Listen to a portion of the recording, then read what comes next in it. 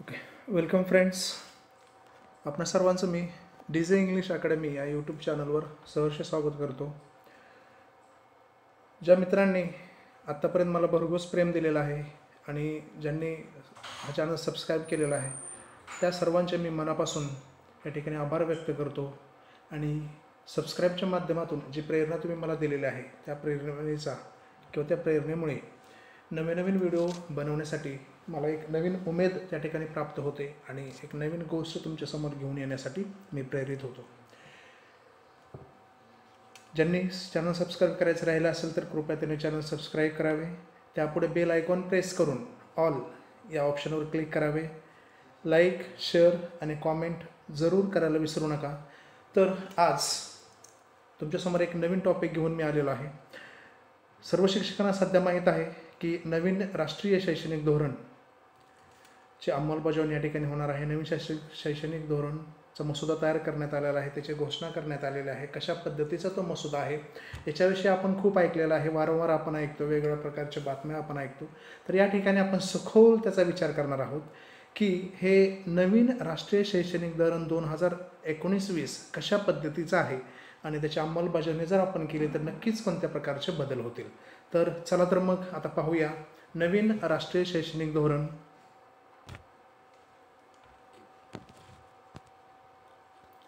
New education policy 2020,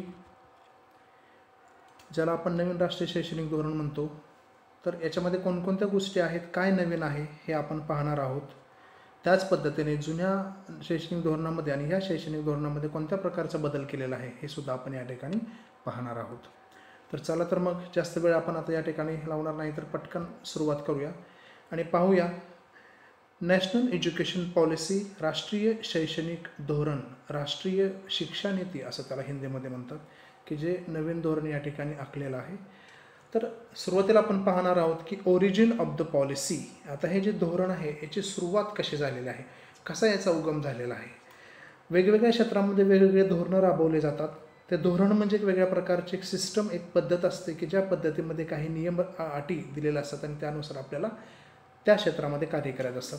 तसंच शिक्षणामध्ये शैक्षणिक धोरण असते, जे त्या प्रत्येक देशाचं एक शैक्षणिक धोरण असतं, त्याला राष्ट्रीय शैक्षणिक धोरण असं म्हणतात. आणि त्या धोरणामध्ये सध्याच्या परिस्थितीनुसार आवश्यक असणारे बदल त्या शिक्षणामध्ये आणण्याचा प्रयत्न केले जातात. चालू परिस्थितीमध्ये निर्माण होणाऱ्या वेगवेगळ्या प्रकारच्या समस्यांचा सामना करण्याची क्षमता विद्यार्थ्यांना आत्तापासूनच यावी म्हणून हे वेगवेगळ्या प्रकारचे धोरण किंवा धोरणं आहेत ते शिक्षणाच्या माध्यमातून विद्यार्थ्यांमध्ये बनविण्याचे किंवा त्यांच्यामध्ये तसे अंगीकारण्याचे प्रयत्न या ठिकाणी केले जातात. आपण पाहतो की बरेचशा अशी शैक्षणिक धोरणं आहेत की जे ब्रिटिश काळापासून आत्तापर्यंतचे आहेत. त्यामध्ये त्या परिस्थितीनुसार नवीन गोष्टी त्या ठिकाणी ॲड केलेल्या आहेत. तसेच कोणते बदल आवश्यक आहेत म्हणजे देशाच्या विकासासाठी आवश्यक असणाऱ्या गोष्टी त्या ठिकाणी आपल्याला आत्मसात करता येतील यानुसार हे बदल केलेले असतात. तर शिक्षणावरील राष्ट्रीय धोरण हे भारतातील लोकांमध्ये शिक्षणास प्रोत्साहन देण्यासाठी भारत सरकारने तयार केलेले एक धोरण आहे. या पॉलिसीमध्ये ग्रामीण आणि शहरी दोन्ही भागामध्ये भारतातील महाविद्यालयांना प्राथमिक शिक्षण देण्याचा भर याच्यावर दिलेला आहे. म्हणजे प्राथमिक शिक्षण हे फक्त शहरी भागासाठीच नाही तर शहरी आणि ग्रामीण दोन्ही भागामध्ये प्राथमिक शिक्षण हे महाविद्यालयापर्यंत चांगल्या प्रकारचं देण्याची ग्वाही किंवा देण्याची शिफारस ही या पॉलिसीमध्ये केलेली आहे.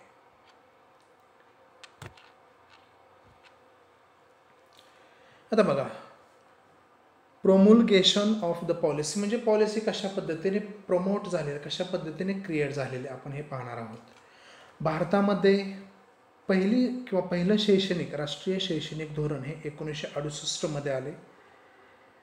त्याच्या अगोदरही ते धोरण आलेलं आहे, पण कशा पद्धतीचं आहे आपण ते पाहणार आहोत. तर त्यावेळेचे जे धोरण आलं होतं त्या धोरणाचे जे आयोग आहे ते आयोगाचे अध्यक्ष हे DS कोठारी होते. आणि त्यावेळेस त्या शैक्षणिक धोरणाची पहिली शैक्षणिक धोरण हे 1968 आहे. 1968 नवीन राष्ट्रीय शैक्षणिक धोरणाची सुरुवात झाली आणि त्या धोरणाची घोषणा त्यावेळेचे जे पंतप्रधान होते इंदिरा गांधी तर यांनी त्याची घोषणा केली होती. त्यानंतर दुसरे राष्ट्रीय शैक्षणिक धोरण हे 1986मध्ये बनविण्यात आले. त्यावेळेस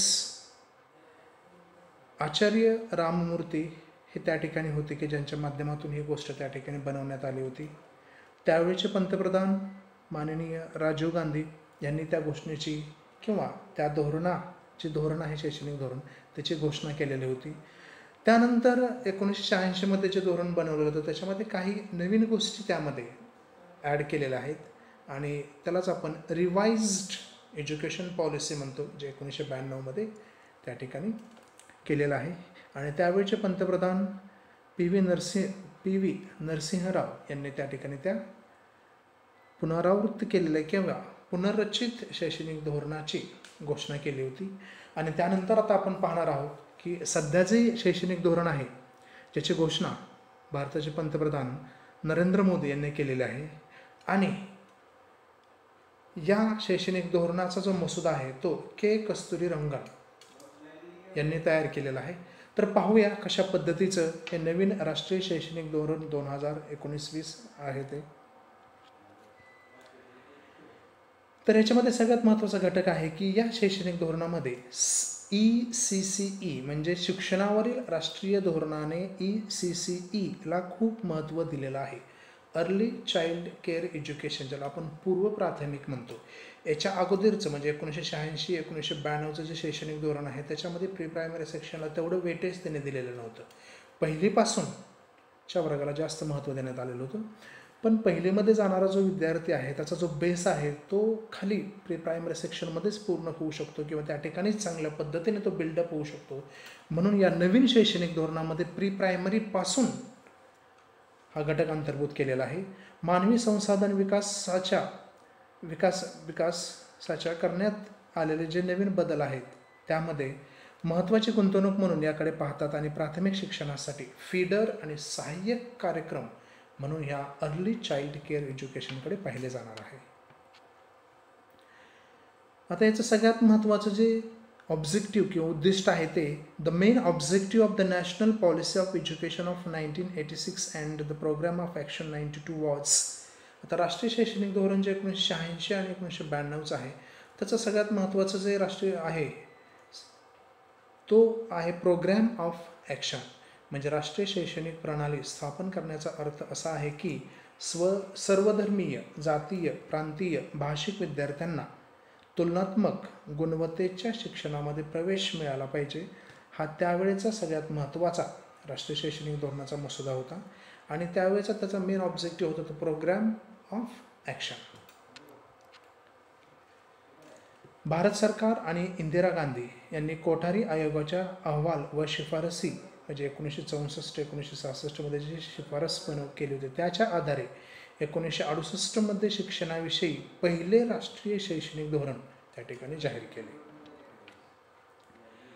1986मध्ये राजीव गांधी यांच्या नेतृत्वाखाली भारत सरकारने शिक्षणाविषयी दुसरे नवीन राष्ट्रीय शैक्षणिक धोरण आणले. नवीन धोरणामध्ये असमानता हटविण्यावर विशेष भर देण्यात आला होता आणि शैक्षणिक संधी समान करण्यावर विशेष करून भर दिलेला होता. त्याच पद्धतीने भारतीय महिला शिक्षण, अनुसूचित जमाती आणि अनुसूचित जाती यांच्यावरही त्या ठिकाणी विशेष करून भर देण्यात आलेला होता. सामाजिक एकत्रीकरण, शिष्यवृत्ती वाढविणे, शिक्षक नेमणूक, विद्यार्थ्यांनी नियमित शाळेत यावे म्हणून गरीब कुटुंबातील विद्यार्थ्यांना प्रोत्साहित करणे, संस्थांचा विकास करणे, गृहनिर्माण व सेवा पुरविणे, प्राथमिक शिक्षणात विद्यार्थी केंद्रित दृष्टिकोन, ब्लॅकबोर्ड मोहीम ज्याला आपण ब्लॅक बोर्ड ऑपरेशन म्हणतो की जे 1986च्या शैक्षणिक धोरणात महत्त्वाचा घटक आहे, आणि मुक्त विद्यापीठ स्थापन करणे व त्याचा विस्तार करणे हे झालं 1986मध्ये जे धोरण आलं त्याच्यामध्ये महत्त्वाचे घटक. या धोरणामध्ये महात्मा गांधी यांच्या तत्त्वज्ञानावर आधारित ग्रामीण विद्यापीठांचे मॉडेल तयार करण्याचे आवाहन करण्यात आले होते 1986च्या राष्ट्रीय धोरणामध्ये. ग्रामीण भारतातील स्थूल पातळीवर आर्थिक आणि सामाजिक विकासात चालना देणे, शिक्षण धोरण GDPच्या 6% शिक्षणावर खर्च करण्याची अपेक्षा करण्यात आली होती, परंतु त्यावेळेसही 6% खर्च हा शिक्षणावर करण्यात आलेला नव्हता. 1992मध्ये जे शैक्षणिक धोरण होतं की ज्याच्यामध्ये थोडेसे वेगळा बदल करून शैक्षणिक धोरण रिवाईज केलं होतं. हे रिवाईज धोरणामध्ये महत्त्वाचा घटक म्हणजे 1986च्या शिक्षणावरील राष्ट्रीय धोरण 1992मध्ये P.ह. नरसिंह राव सरकारने ते सुधारित केले. राष्ट्रीय शैक्षणिक धोरण अंतर्गत कृती कार्यक्रम प्लॅन ऑन ॲक्शन ज्याला म्हणतो आपण, हे नवीन वैशिष्ट्य 1992मधल्या राष्ट्रीय शैक्षणिक धोरणामध्ये समाविष्ट करण्यात आले होते.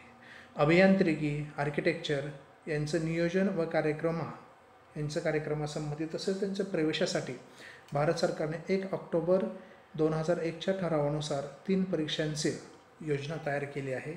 JEE, IEEE आणि राष्ट्रीय स्तरावर हे वेगवेगळ्या प्रकारच्या योजना राबवण्यात आले होते. इंजिनियर, मेडिकल, आर्किटेक्चर प्रवेशासाठी CET परीक्षेचे नियोजन हे 1992च्या राष्ट्रीय शैक्षणिक धोरणामध्ये समाविष्ट करण्यात आले होते.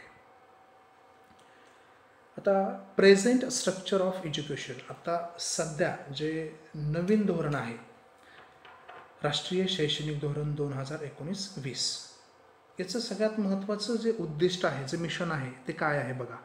To provide free and compulsory education to all students of 1640, 6 ते 14 वयोगटातील जे आत्ताचं जे शैक्षणिक धोरण आहे, म्हणजे कुठलं 1986चं जे शैक्षणिक धोरण सध्या आपण फॉलो करतो आहे त्याच्यामध्ये त्याचं सगळ्यात महत्त्वाचं उद्दिष्ट होतं की 6 ते 14 वयोगटातील विद्यार्थ्यांना मोफत शिक्षण मिळावे ही तरतूद आहे RT ॲक्ट 2009 नुसार. म्हणजे free and compulsory education to all children of India in the age to 6 to 14 age group, 6 ते 14 वयोगटातील सर्व भारतातील विद्यार्थ्यांना शिक्षण हे मोफत मिळावे ही तरतूद RT ॲक्ट 2009मध्ये करण्यात आली होती. No school fees, capitation fees, charges और expenses are to be paid by a child to get elementary education. आता 8वीपर्यंत, इयत्ता 1 ते 8वीपर्यंतचं शिक्षण पूर्ण होईपर्यंत कोणत्याही शाळेने त्यांच्याकडून कोणत्याही प्रकारची फी घ्यायची नाही. हा याच्यामध्ये असणारा सगळ्यात महत्त्वाचा कायदा आहे की जो वंचित आणि दुर्बल घटकातील विद्यार्थ्यांना शिक्षण घेण्यासाठी उपयोगी आहे. शिक्षण हा मूलभूत मानवी अधिकार आहे. 14 वर्ष वयापर्यंतच्या सर्व मुलांना मोफत आणि सक्तीचे शिक्षणाची तरतूद या घटनेमध्ये केलेली आहे. आणि ही अत्यंत महत्त्वाची घटना ही राष्ट्रीय शैक्षणिक धोरण 1980मध्ये याची तरतूद केलेली आहे. आता सध्या जे राष्ट्रीय शैक्षणिक धोरण आहे 1986चं त्याच्यामध्ये कसं आहे बघा. क्लास 1 to 4 ज्याला आपण प्रायमरी किंवा प्राथमिक सेक्शन असं म्हणतो त्यामध्ये 7 ते 10 हा वयोगट येतो. 5वी ते 8वी अप्पर प्रायमरी म्हणतो, उच्च प्राथमिक, त्यामध्ये 11 ते 14 हा वयोगट येतो. 9वी 10वी सेकंडरी ज्याला माध्यमिक शिक्षण म्हणतो ज्यामध्ये 15 ते 16 वयोगटातील वयोगट त्यामध्ये येतो. त्यानंतर 11वी आणि 12वी first year junior college, second year junior college ज्याला आपण हायर सेकंडरी म्हणतो, ज्याच्यामध्ये 11वी आणि 12वी हे 2 वर्ग येतात आणि 17 ते 18 हा वयोगट येतो. त्यानंतर सध्याचं ग्रॅज्युएशन आहे की जे 3 वर्षाचं आहे, त्यामध्ये 19 ते 21 वयोगट येतो. पोस्ट ग्रॅज्युएशन पदव्युत्तर शिक्षण की जो 2 वर्षाचा कालावधी त्याला दिलेला आहे, ज्याला MA, MSc, MCom असं आपण म्हणतो, जे 2 वर्षाचा आहे, त्याला 22 ते 23 हा वयोगट आहे. आणि त्याच्यानंतर मग 2 वर्षाचा MPhil कोर्स आहे, डिग्री आपण घेतो आणि 2 वर्षाचं MPhil कंप्लीट झाल्यानंतर मग आपल्याला PhD. तर हे इयत्ता 1पासून PhDपर्यंतचं शिक्षणाची सध्याची रचना आहे, जे 10+2+3 10वी, त्यानंतर 2 वर्ष हे उच्च माध्यमिक आणि त्यानंतर 3 वर्षाचं पदवी, अशा प्रकारची सध्याची शैक्षणिक धोरण किंवा सध्याची रचना आहे की ज्यामध्ये आपण सध्या काम करत आहोत. New education policy 2020. मग आता हे नवीन जे शैक्षणिक धोरण आहे 2020 ते काय आहे आपण पाहणार आहोत. राष्ट्रीय शैक्षणिक धोरण आता केंद्रीय मनुष्यबळ विकास मंत्रालय याचं नामकरण या शैक्षणिक धोरणापासून बदललेलं आहे. त्याला आता शिक्षण मंत्रालय असं नामकरण त्याचं झालेलं आहे. भारतीय अवकाश संशोधन संस्था इस्रोचे माजी प्रमुख के कस्तुरीरंगन यांच्या अध्यक्षतेखाली समितीने या धोरणाचा मसुदा तयार केलेला आहे आणि केंद्र सरकारने नव्या शिक्षण धोरणाला मंजुरी दिलेली आहे.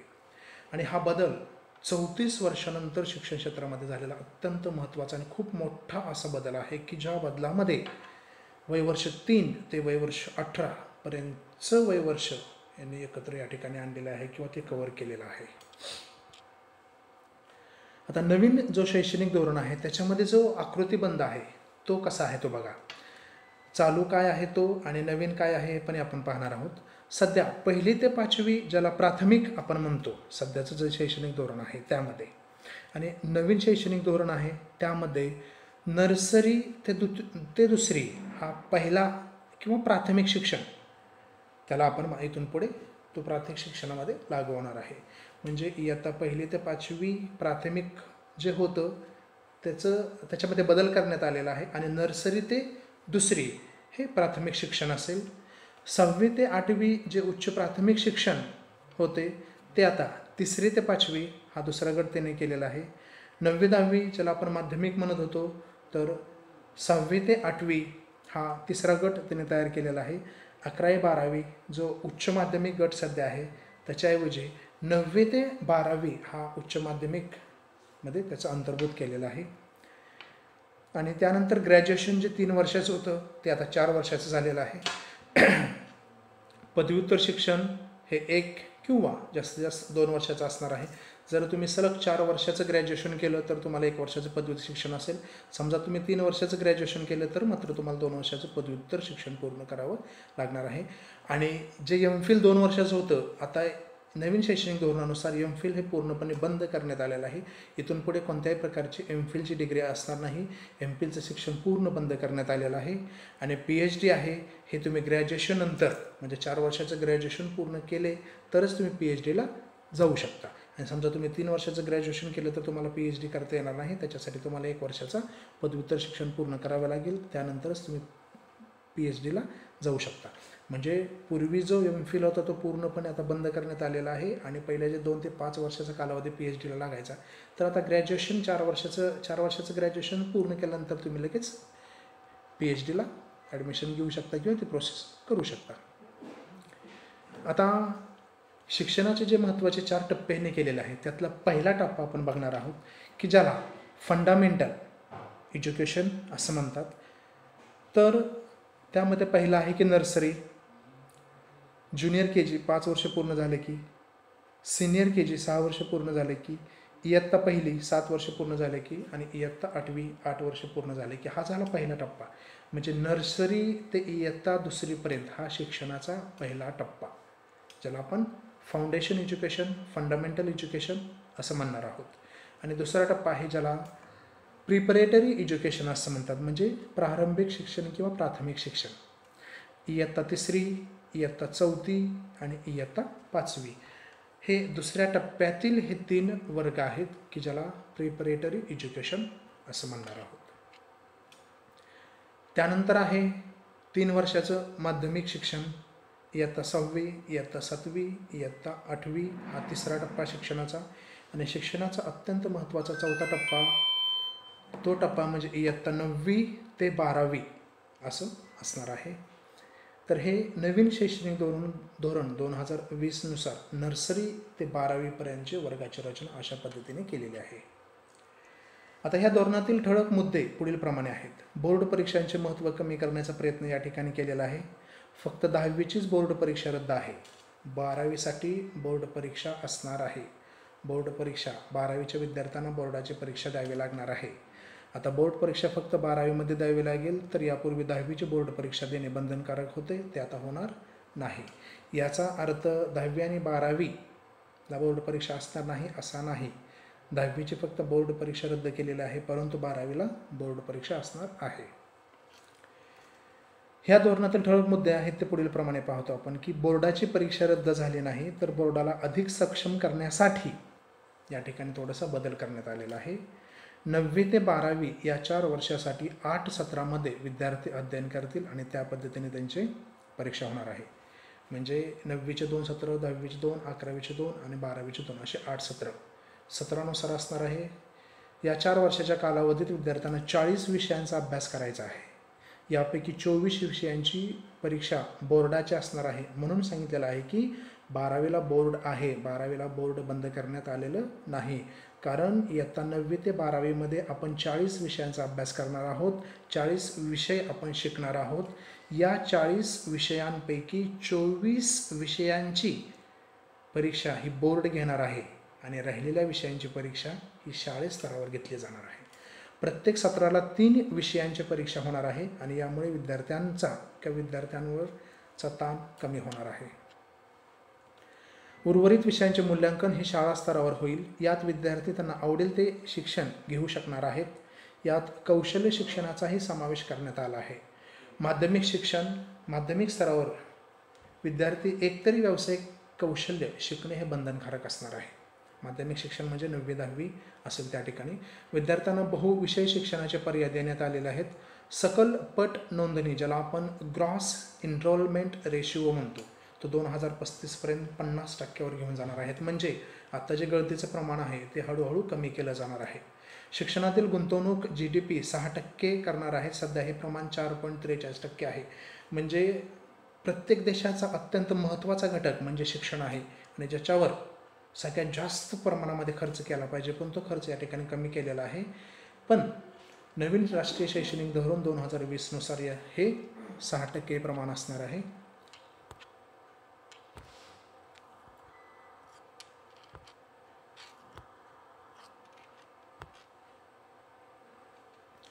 पदवी शिक्षण, महाविद्यालयीन पदवी 3 व 4 वर्षाचं असणार आहे. सध्याचं पदवी शिक्षण हे 12वी नंतर 3 वर्षाचं आहे, पण इथून पुढे नवीन शैक्षणिक धोरणानुसार पदवीचं शिक्षण हे 4 वर्षाचं असेल.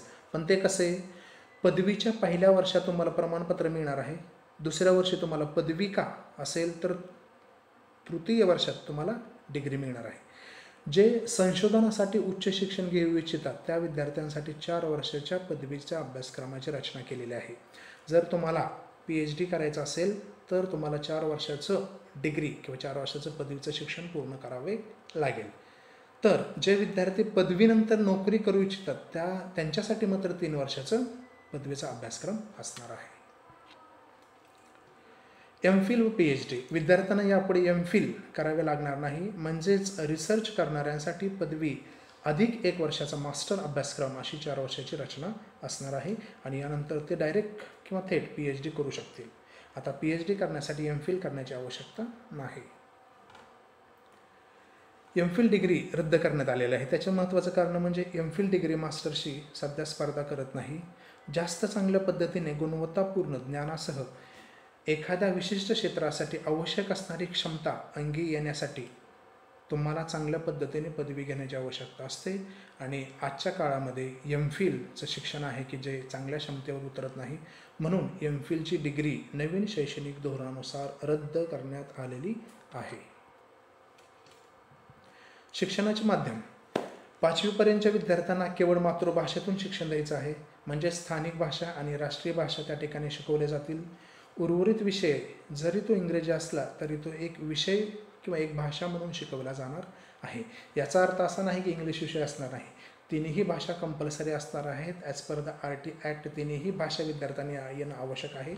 परंतु मातृभाषेतून विद्यार्थ्यांना चांगल्या प्रकारचं कळतं म्हणून मातृभाषेवर जास्त भर देण्यात आलेला आहे. बहुभाषिक शिक्षण, मुलांना शिकवताना एकाच भाषेच्या माध्यमातून अध्यापन न करता वेगवेगळ्या प्रादेशिक भाषांचा उपयोग त्या ठिकाणी करून किंवा करण्याचं शिफारस या ठिकाणी केलेली आहे. म्हणून मल्टीलिंग्वल किंवा मल्टी लँग्वेज या ठिकाणी वापरले जाणार आहेत. मल्टीडिसिप्लिनरी अभ्यासक्रम नवीन आहे. याच्यामध्ये एकाच वेळी वेगवेगळे विषय एकत्रितपणे शिकता येणार आहेत. यात मेजर आणि मायनर अशा प्रकारे विषयांचं विभाजन केलेलं आहे. आर्थिक किंवा अन्य कारणामुळे होणारे जे ड्रॉपआउट आहेत यामुळे कमी होतील, म्हणजे जे विद्यार्थी शिक्षणामध्ये जे विद्यार्थ्यांची गळती होते ते गळती कमी व्हावी यासाठी हे केलेलं आहे. आणि शिवाय ज्यांना एखादा विषय आवडीचा असेल तो विषय त्यांना शिकता येईल अशी तरतूद यात केलेली आहे. आता इतर कोर्सेस दरम्यान विद्यार्थी इतर कोणते कोर्सेस करू शकतात? अजून एक नवीन सुधारणा या ठिकाणी केलेला आहे. अजून एक नवीन अधिकार विद्यार्थ्यांना दिलेला आहे की उच्च शिक्षणामध्ये हायर एज्युकेशन 2035पर्यंत एकूण सकलपट नोंदणी म्हणजे ग्रॉस एनरोलमेंट रेशिओ 2035पर्यंत 50% पोहोचवण्याचं उद्दिष्ट आहे. जर एखाद्या विद्यार्थ्याला कोर्सच्या मध्यभागी दुसरा कोर्स करायचा असेल तर तो मर्यादित काळासाठी पहिल्या कोर्समधून ब्रेक घेऊ शकतो आणि दुसरा कोर्स करू शकतो. ई कोर्सेस प्रादेशिक भाषांमध्ये सुरू केले जाणार आहेत.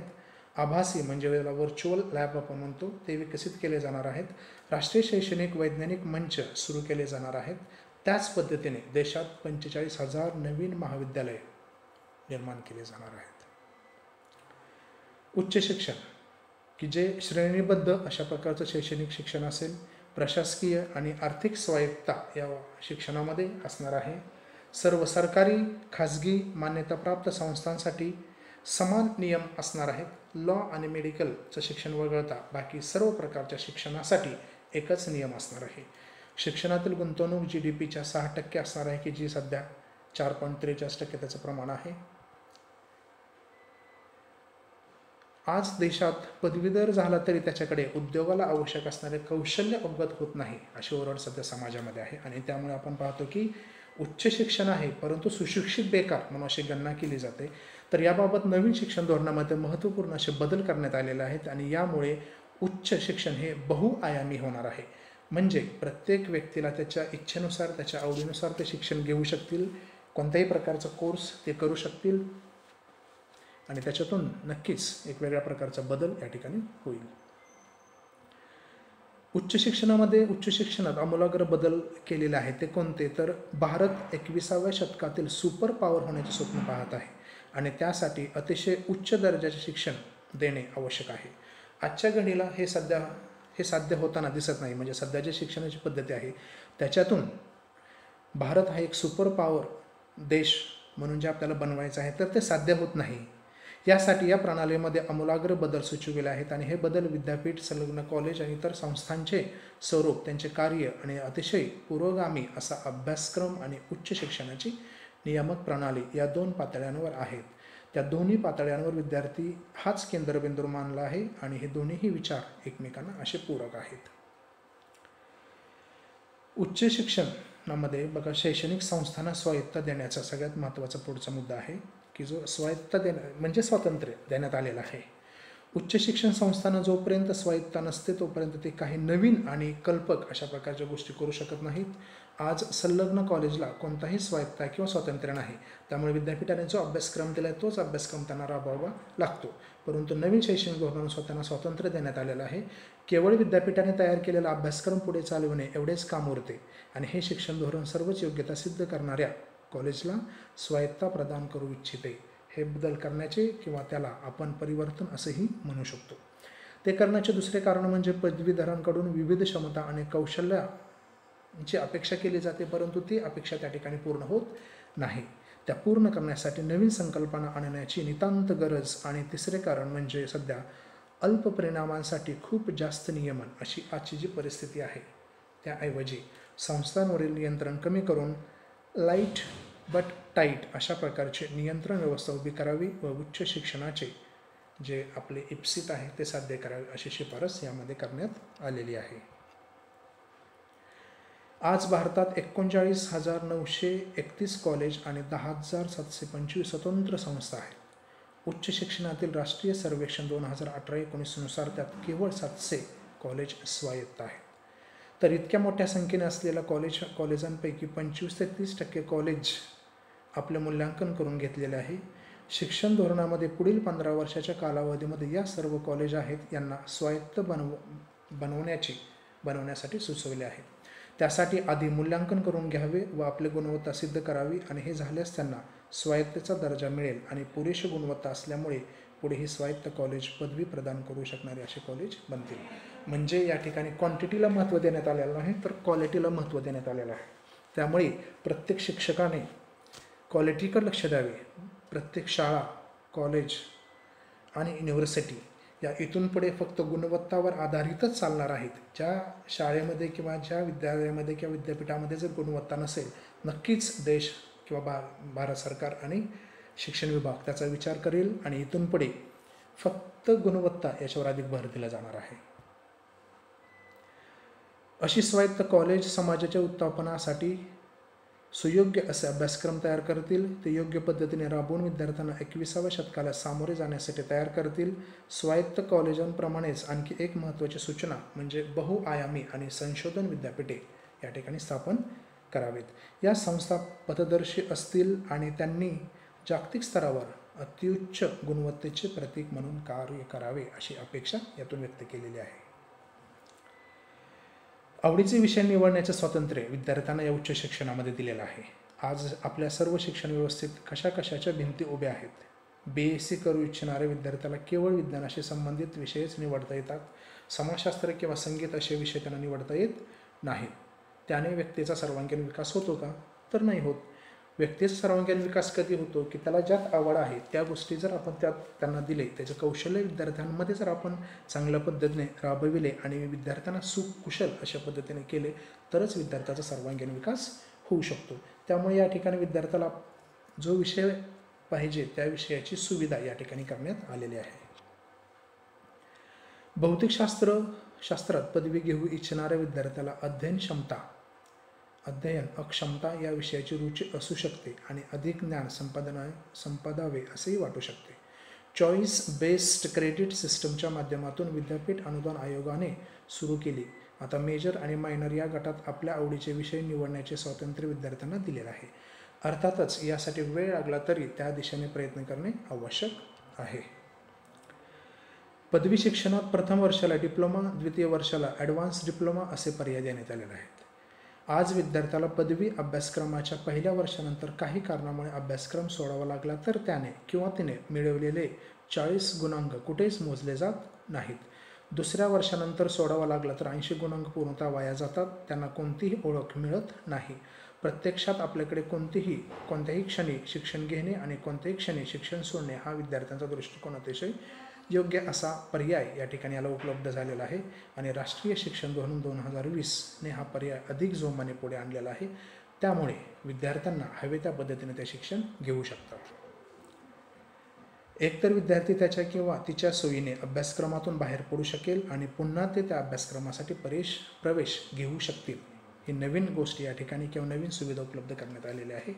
त्याचे श्रेयांक साठवून ठेवण्याची ही व्यवस्था सुचविली आहे. ती अकॅडमिक बँक ऑफ क्रेडिटच्या माध्यमातून या ठिकाणी असेल.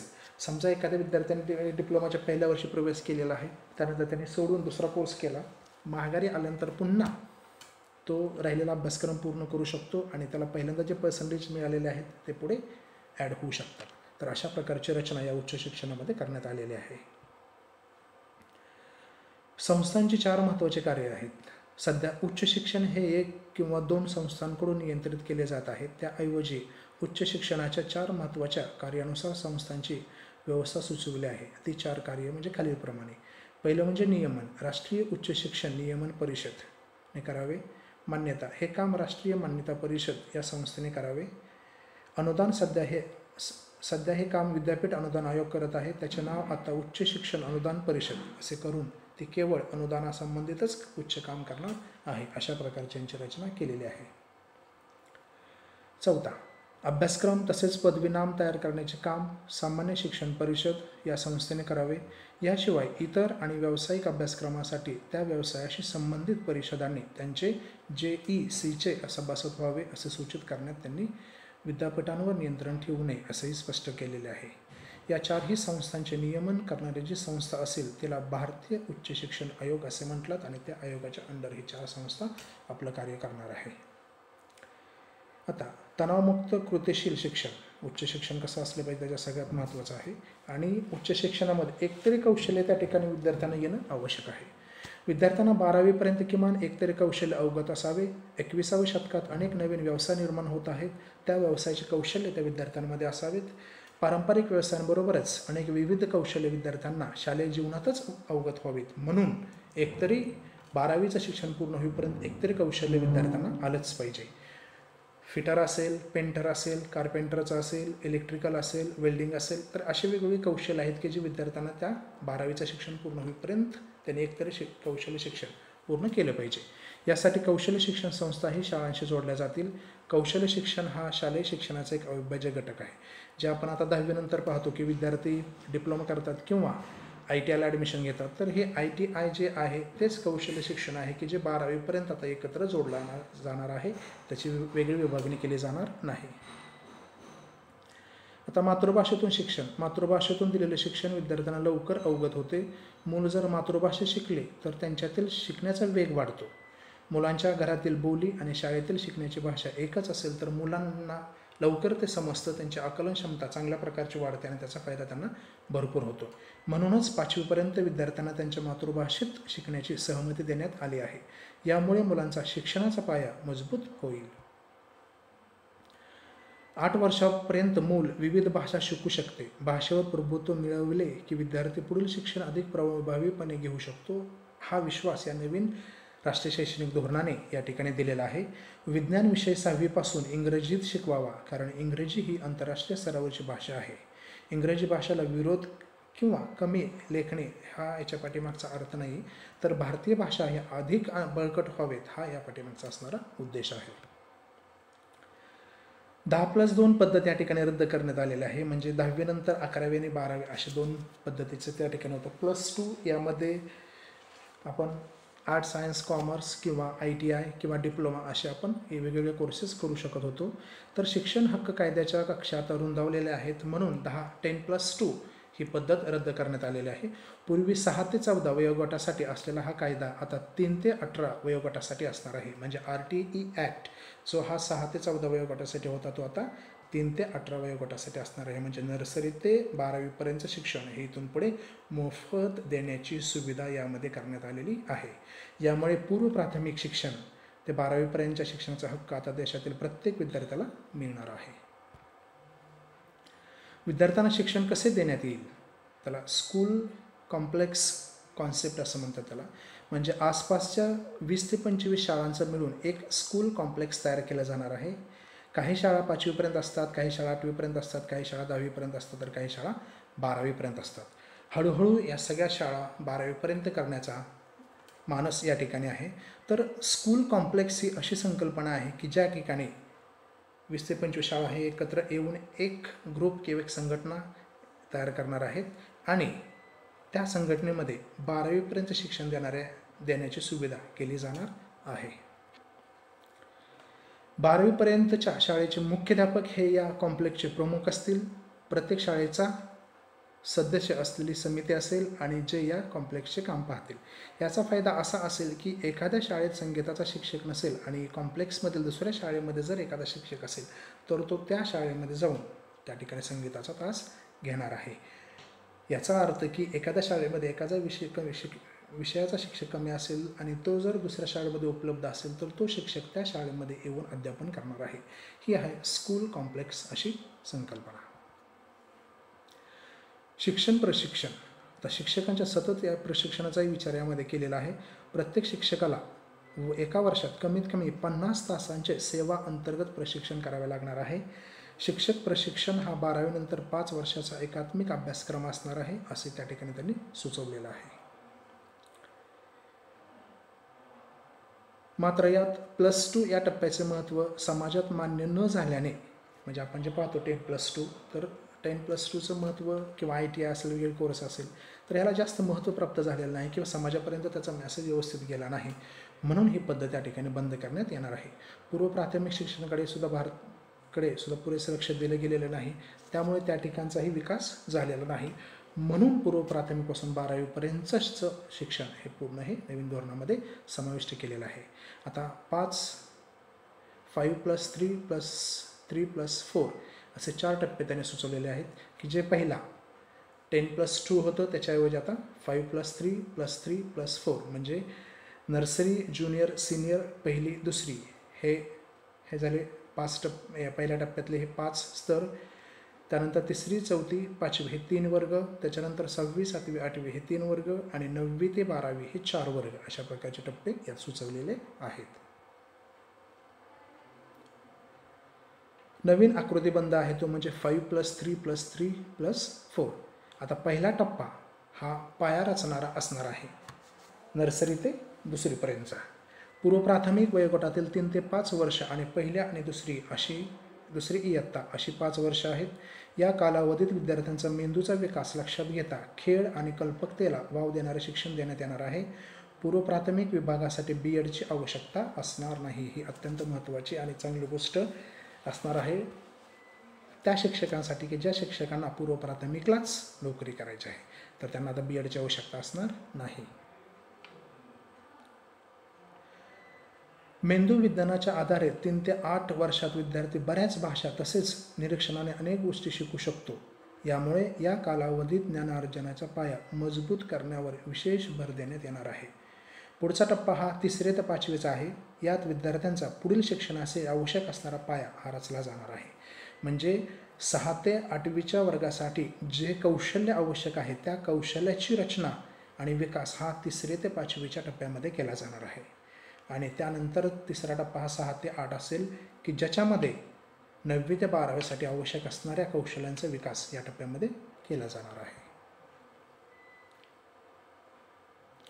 सत्र परीक्षा तर सेमिस्टर पद्धत कशी असणार आहे, तर 9वी ते 12वीच्या सत्र परीक्षा असतील. सर्व महाविद्यालयांसाठी एकच सामायिक प्रवेश परीक्षा असेल. NTE ही परीक्षा घेणार आहे, मात्र ही परीक्षा ऑप्शनल असणार आहे, कंपल्सरी नाही. 9वी ते 12वी या 4 वर्षासाठी 8 सत्रामध्ये विद्यार्थ्यांची परीक्षा घेतली जाणार आहे. प्रगती पुस्तक तर विद्यार्थ्यांचे प्रगती पुस्तक यामध्ये पण बदल होणार आहे. विद्यार्थ्यांचे शैक्षणिक मूल्यमापन हे जसं शिक्षकांकडून केले जात होते, तर त्यात आता बदल करून विद्यार्थ्यांचं शैक्षणिक मूल्यमापन हे 3 स्तरावर केले जाणार आहे, 3 पद्धतीने केले जाणार आहे. पहिलं म्हणजे शिक्षकांकडून केले जाणारे शैक्षणिक मूल्यमापन, त्यानंतर विद्यार्थ्याचं त्याच्या मित्राकडून केले जाणारे किंवा इतर विद्यार्थ्याकडून केले जाणारे शैक्षणिक मूल्यमापन आणि विद्यार्थीचं स्वतःचं स्वयं मूल्यमापन, अशा प्रकारे 3 पद्धतीने विद्यार्थ्याचं मूल्यमापन केले जाणार आहे. आता काही महत्त्वाचे मुद्दे या ठिकाणी आहेत की जे या नवीन शैक्षणिक धोरणातले आहेत. ठळक वैशिष्ट्य आपण त्यांना म्हणू, तर ते आपण पाहू. पहिलं म्हणजे नव्या शिक्षण धोरणाची आवश्यकता का आहे. जे नवीन शैक्षणिक धोरण 2019-20 आहे, याची आवश्यकता का पडली. 1980चं जे 10+2 शैक्षणिक धोरण आहे ते का बदलण्याची आवश्यकता पडली. तर आपली शिक्षण पद्धती ही अनेक वर्ष जुन्या आराखड्यावर चालत आहे. त्यामध्ये नवीन विचार, नवीन क्षमता, नवीन ऊर्जा, नवीन कौशल्य हे त्यामध्ये दिसून येत नाहीत. त्यामुळे विद्यार्थी हा फक्त शिकतच जातो, त्याला फक्त पर्सेंटेज मिळत जातात किंवा क्वांटिटीवर जास्त भर दिलेला आहे, क्वालिटीवर नाही. पण नवीन शैक्षणिक धोरणामुळे नक्कीच अनेक वर्ष आपल्या शिक्षण पद्धतीमध्ये जे बदल झालेले नाहीत ते बदल इथून पुढे होतील आणि समाजामध्ये उत्सुकता आणि कल्पकतेच्या मूल्यांना नक्कीच प्रेरणा आणि प्रोत्साहन मिळेल. कधी डॉक्टर, कधी इंजिनियर, तर कधी वकील बनण्याची स्पर्धा लागते, तर ही स्पर्धा याच्यामुळे कमी होऊन जाईल. आवड, क्षमता आणि मागणीचं मॅपिंग करून या स्पर्धेच्या जगातून विद्यार्थ्यांना बाहेर काढलं जाणार आहे. म्हणून हे नवीन शैक्षणिक धोरणाची आवश्यकता आहे. दुसरा मुद्दा यातला ठळक वैशिष्ट्यातला आहे तो म्हणजे 5वीपर्यंत मातृभाषेतून शिक्षण का द्यायचं. तर नव्या शिक्षण धोरणात इयत्ता 5वीपर्यंत विद्यार्थ्यांना त्याच्या मातृभाषेत किंवा स्थानिक भाषेत शिकवण्याची शिफारस करण्यात आली आहे. त्याचं सगळ्यात महत्त्वाचं कारण म्हणजे आपल्या देशाचे पंतप्रधान नरेंद्र मोदी यांनी सांगितलं की मूल जर मातृभाषेत शिकले तर त्याच्यातील शिकण्याचा वेग वाढतो. मुलांच्या घरातील बोली आणि शाळेतील शिकण्याची भाषा एकच असेल तर मुलांची आकलन क्षमता वाढते आणि यामुळे मुलांचा शिक्षणाचा पाया मजबूत होईल. म्हणून 5वीपर्यंत त्यांना मातृभाषेतूनच शिक्षण द्यावे अशी शिफारस करण्यात आलेली आहे. तिसरा मुद्दा आहे तो म्हणजे 10+2 हटवून 5+3+3+4 ही पद्धत का राबवली जाते. तर पंतप्रधान नरेंद्र मोदी म्हणतात की आता मुलांना शिकण्यासाठी inquiry based, discovery based, discussion based आणि ॲनालिसिस बेस्ड अशा पद्धतीचा अवलंब करत शिकवण्यासाठी ते प्रेरित केले जाणार आहेत किंवा अशा पद्धतीने त्यांना शिकवले जावे. विद्यार्थ्यांमध्ये शिकण्याची इच्छा निर्माण व्हावी, संशोधन करण्याची, नवीन नवीन गोष्ट शोधण्याची इच्छा निर्माण झाली पाहिजे. विद्यार्थ्यांनी नेहमी डिस्कशन केलं पाहिजे, संभाषण केलं पाहिजे, एकमेकांबरोबर चर्चा केली पाहिजे आणि प्रत्येक गोष्टीचं पृथक्करण त्यांनी केलं पाहिजे. म्हणून नवीन शैक्षणिक धोरणामध्ये हे जे discovery based, discussion based, analysis based या गोष्टींचा अवलंब केले जाणार आहे. मुलांचा शिक्षणात रस वाढला तरच त्यांचा अभ्यासामध्ये लक्ष वाढेल आणि त्यांची प्रगती होईल. तर एक नवं ग्लोबल स्टँडर्डही या ठिकाणी निर्माण होणार आहे. या दृष्टीने भारताच्या शिक्षण व्यवस्थेत बदल होणे गरजेचे होते. म्हणून 10+2 हटवून 5+3+3+4 ही नवीन शैक्षणिक पद्धत या ठिकाणी आणणे आवश्यक होते. एखाद्या अभ्यासक्रमात एंट्री आणि एक्झिटची सवलत का देण्यात आलेली आहे. तर याविषयी सुद्धा त्यांनी माहिती दिलेली आहे की शिक्षण व्यवस्था ही अशी हवी की कोणत्याही विद्यार्थ्याला त्याच्या आवडीनुसार लक्ष्यप्राप्ती करताना शिक्षणाच्या मार्गात अडसर येऊ नये. प्रत्येक विद्यार्थ्याला त्याची पॅशन फॉलो करण्याची संधी मिळाली पाहिजे. आपल्या गरजेनुसार, आपल्या स्किलनुसार, कौशल्यानुसार, क्षमतेनुसार तो एखादी पदवी घेऊ शकेल. पण जर त्याला वाटलं तर तो थोडासा ब्रेक घेऊ शकेल. उच्च शिक्षणात शाखांपासून मुक्त करण्यामागे मल्टिपल एंट्री आणि एक्झिट किंवा क्रेडिट बँकाच्या शिफारशींमागे सुद्धा हाच विचार त्या ठिकाणी आहे. आपण त्या कालखंडाकडे वाटचाल करत आहोत जेथे एक व्यक्ती आयुष्यभर एकाच प्रोफेशनमध्ये टिकून राहावा असा हट्टास जो आहे तो या ठिकाणी असणार नाही. तर विद्यार्थी किंवा व्यक्ती हा वेगवेगळ्या प्रोफेशन्समध्ये जाऊ शकतील. यासाठी स्वतःला सातत्याने अपस्किल करणं, रिस्किल करणं अत्यंत महत्त्वाचं आहे आणि ते करत राहावं लागणार आहे असं मोदी यांनी सांगितलं आहे. नव्या शिक्षण धोरणाने काय साध्य होणार आहे, म्हणजे काय फायदा आहे याचा? तर पंतप्रधान म्हणाले की जग काय विचार करायचा पासून कसा विचार करायचा पर्यंत पुढे गेलेला आहे आणि आपल्या शिक्षण व्यवस्थेचा फोकस आतापर्यंत व्हॉट टू थिंक वर होता, तर तो आता बदलून या धोरणात शिक्षण व्यवस्थेत हाऊ टू थिंक वर भर देण्यात येणार आहे. आजकाल माहितीचा महापूर येत असतो, त्यामुळे कोणतीही माहिती मिळवायची किंवा काय शिकायचं हे ठरवणं महत्त्वाचं आहे. प्रत्येक देश आपल्या शिक्षण व्यवस्थेची आपल्या राष्ट्रीय मूल्यांशी सांगड घालत आपल्या राष्ट्रीय उद्दिष्टांच्या पूर्ततेसाठी काम करत पुढे जाते. याचं उद्दिष्ट हेच असते की देशाची शिक्षण व्यवस्था आपल्या वर्तमान आणि येणाऱ्या पिढ्यांना भविष्यासाठी तयार करता यावे, हा याच्या पाठीमागचा असणारा उद्देश आहे. 21व्या शतकातील नव्या भारताचा पाया रचण्याचं काम हे शैक्षणिक धोरण करणार आहे. भारतीय विद्यार्थी मग तो नर्सरीत असो की कॉलेजमध्ये तो वैज्ञानिक दृष्टिकोनातून शिकेल. वेगाने बदलणाऱ्या काळानुरूप शिक्षण घेईल, तेव्हाच तो राष्ट्र उभारणीत आपले योगदान देऊ शकेल, असं ते म्हणाले. नव्या शिक्षण धोरणाचा शिक्षकांच्या जीवनावर काय परिणाम होणार आहे? तर एक प्रयत्न हा देखील आहे की भारताचं टॅलेंट भारतातच राहून येणाऱ्या पिढ्यांना तो उपयोगी पडावा, हा या पाठीमागचा उद्देश आहे. राष्ट्रीय शिक्षण धोरणात शिक्षकांना खूप महत्त्व देण्यात आलं आहे. त्यांनी आपले स्किल सातत्याने अपडेट करत राहिले पाहिजे. शिक्षण व्यवस्थेतील या बदलात देशाला चांगले विद्यार्थी, चांगले व्यावसायिक आणि उत्तम नागरिक देण्याचं सर्वात महत्त्वाचं माध्यम म्हणजे शिक्षकच आहेत आणि त्यांच्या माध्यमातूनच हा बदल होऊ शकतो. आता शाळांना मिळणार हा नवा अभ्यासक्रम म्हणजे काय नवीन अभ्यासक्रम आहे? आता जर नवीन शैक्षणिक धोरण राबवायचं असेल तर त्या नवीन शैक्षणिक धोरणामध्ये दिलेले जे उद्दिष्ट आहे त्या उद्दिष्टानुसार या ठिकाणी अभ्यासक्रमची रचना करावी लागणार आहे. तर तब्बल 15 वर्षानंतर NCERT आता नवीन अभ्यासक्रम तयार करत आहे. राष्ट्रीय शिक्षण संशोधन आणि प्रशिक्षण परिषद म्हणजेच NCERTने तब्बल 15 वर्षानंतर राष्ट्रीय अभ्यासक्रम आराखड्याचा आढावा घेण्याचं काम सुरू केलेलं आहे. नवीन राष्ट्रीय शैक्षणिक धोरण आहे, त्यानुसार त्यामध्ये दिलेले जे उद्दिष्ट आहे, जे कौशल्य आहे, त्यानुसार नवीन अभ्यासक्रम या ठिकाणी त्यांनी तयार करण्याचं काम सुरू केलेलं आहे. NCERTने या संदर्भातला प्रस्ताव केंद्रीय मनुष्यबळ विकास मंत्रालयाकडे पाठवलेला आहे आणि शाळांसाठी नवा अभ्यासक्रम हा 2023पर्यंत तयार होईल अशी अपेक्षा त्यांनी व्यक्त केलेली आहे. एप्रिल 2021पर्यंत नवा अभ्यासक्रम आराखडा तयार असेल. नव्या शालेय पाठ्यपुस्तकांचं कामही सुरू होईल. नवा अभ्यासक्रम प्रत्येक विषयनिहाय केवळ त्यातील महत्त्वाच्या घटकांपर्यंतच मर्यादित ठेवण्यात येणार आहे. या नव्या आराखड्यात समान मूल्यमापन पद्धतीसारखा अनेक सुधारणा यामध्ये केलेल्या असतील. प्रस्तावित नॅशनल असेसमेंट सेंटर अंतर्गत एका विशिष्ट कार्यप्रणाली राबविण्याच्याही यात शिफारसी करण्यात आलेल्या आहेत आणि शिक्षण प्रक्रिया अधिक लवचिक करण्याकडेही याचा कल असणार आहे. अशा पद्धतीने शिक्षण व्यवस्था अधिक लवचिक बनवण्याच्या दृष्टीने आवश्यक ते बदल करत केंद्र सरकारने नव्या शिक्षण धोरणाला मंजुरी दिली आहे. यात शिक्षण व्यवस्था बहुवैविध्य, बहुभाषिक करण्याकडे अधिक भर देण्यात आला आहे आणि या धोरणाच्या निमित्ताने तब्बल 34 वर्षानंतर शिक्षण धोरणामध्ये अद्ययावत अशा प्रकारचे बदल या ठिकाणी करण्याचं काम केंद्र सरकारने केलेलं आहे आणि त्या पद्धतीने हा एक वेगळ्या प्रकारचं शैक्षणिक धोरण राबवलेलं आहे की ज्यामध्ये नवीन क्षमता, नवीन कौशल्य या ठिकाणी विद्यार्थ्यांना आत्मसात करता येतील, हा या पाठीमागचा असणारा उद्देश आहे.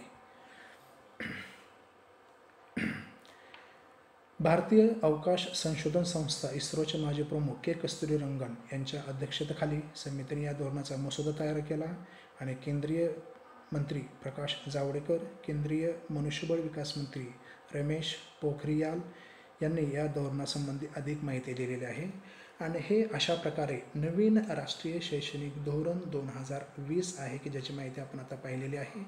आणि या नवीन राष्ट्रीय शैक्षणिक धोरणामुळे प्रत्येक विद्यार्थी, प्रत्येक शिक्षक, प्रत्येक शाळा, संस्था, कॉलेज, विद्यापीठ आणि देश हा नक्कीच गुणवत्तापूर्ण होईल आणि तो व्हावाच लागणार आहे आणि तो करावाच लागणार आहे. आणि या नवीन शैक्षणिक धोरणाच्या अंमलबजावणीतून या सर्व गोष्टी निष्पन्न होणार आहेत आणि इथून पुढे ज्याच्याकडे गुणवत्ता आहे तोच या स्पर्धेच्या जगामध्ये टिकेल, हे या नवीन शैक्षणिक धोरणाचा सगळ्यात महत्त्वाचा उद्दिष्ट आहे. आणि याच्यातून अनावश्यक सगळ्या प्रकारच्या गोष्टी या अभ्यासक्रमातून काढलेल्या आहेत आणि प्रत्येक इयत्तेमध्ये प्रत्येक विषयाचा प्रत्येक घटक हा आवश्यक त्या वर्गामध्येच शिकवला जाणार आहे. त्यामुळे कमीत कमी वेळेमध्ये चांगल्या प्रकारचं ज्ञान विद्यार्थ्यांना मिळेल आणि त्यांची गुणवत्ता वाढेल, हा या पाठीमागे असणारा सगळ्यात महत्त्वाचा उद्दिष्ट आहे. आणि त्या माध्यमातूनच मी आशा करतो की हे नवीन राष्ट्रीय शैक्षणिक धोरणाची अंमलबजावणी चांगल्या प्रकारे आणि इफेक्टिव्ह अशी होईल आणि नक्कीच एक चांगल्या प्रकारचं उज्ज्वल भविष्य या देशाला याच्यातून मिळेल. तर मित्रहो, हे होतं आपलं नवीन राष्ट्रीय शैक्षणिक धोरण 2019-20, ज्याची घोषणा 19-20मध्ये मसुदा तयार करण्यात आला आणि 2020मध्ये त्याची घोषणा करण्यात आली, त्याला मंजुरी देण्यात आली आणि सर्व स्तरावरून त्याचं त्या ठिकाणी स्वागत करण्यात आलेलं आहे. तर या ठिकाणी हे नवीन शैक्षणिक धोरणाचा मसुदा जो आहे त्याचं समजून घेण्यासाठी जो तुम्ही या ठिकाणी माझ्याबरोबर राहिलात त्यासाठी मी सर्वांचे आभार व्यक्त करतो. आणि हा व्हिडिओ तुम्ही शेवटपर्यंत पाहिलेला आहे अशी मी आशा करतो आणि नक्कीच याच्यातून तुम्हाला सगळ्या चांगल्या गोष्टी कळल्या असतील आणि तुम्हाला हे नवीन राष्ट्रीय शैक्षणिक धोरण म्हणजे नक्की काय याची प्रत्येक कॉन्सेप्ट क्लिअर झाली असेल अशी मी आशा व्यक्त करतो आणि या ठिकाणी थांबतो. आणि या व्हिडिओला ना जरूर लाईक करा, कॉमेंट करा, शेअर करा आणि आपले जे मित्र आहेत त्या सर्वांना हा व्हिडिओ त्या ठिकाणी पाठवण्यासाठी प्रयत्न करावे. आणि जर आपण अजूनही हा व्हिडिओ किंवा आपल्या DJ इंग्लिश अकॅडमी या चॅनलला जर तुम्ही सबस्क्राईब केलं नसेल तर नक्कीच सबस्क्राईब करा, बेल आयकॉन प्रेस करा आणि ऑल ह्या ऑप्शनवर तुम्ही क्लिक करा. म्हणजे या अकॅडमीच्या माध्यमातून जे नवीन नवीन व्हिडिओ आपल्याला मिळणार आहेत हे सतत तुम्हाला सर्वप्रथम तुमच्यापर्यंत पोहोचतील. आणि त्यासाठी नक्कीच हे चॅनल तुम्ही सबस्क्राईब करावे. आणि thank you so much for joining with me and I hope this will be helpful for all the teachers. Thank you so much.